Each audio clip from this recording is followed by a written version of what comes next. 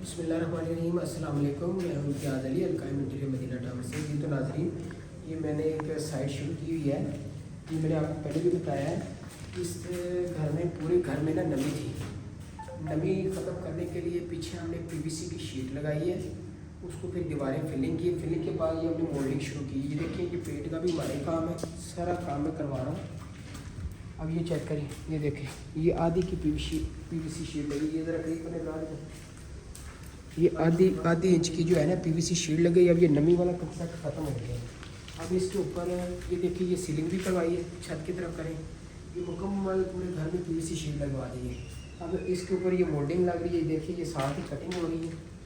ये मोल्डिंग भी जो है ना, ये पीवीसी की है। ये देखें, इसकी बुरसे बना के बिल्कुल कॉर्नर बना के लगाते हैं। इधर आ जाएँ, इधर चेक करें। ये देखें, कंप्लीट मुकम्मल कॉर्नर इसके बने हुए हैं। अब ये इनकी तैयारी हो रही है, मोल्डिंग की। पेंट वाले से तैयारी करवा रहे हैं। इसके बाद वॉलपेपर लगना है। कल वॉलपेपर लगेगा, फिर आप इस डाइनिंग की लुक चेक कीजिएगा। अभी इसमें ये देखिए, ये सारी सीलिंग भी हो गई है। यहाँ पे फानुस भी लगना है। ये सारी चीज़ें, लाइटिंग शाइटिंग, कल आपको डाइनिंग लाइटिंग मुकम्मल कर दी। शुक्रिया।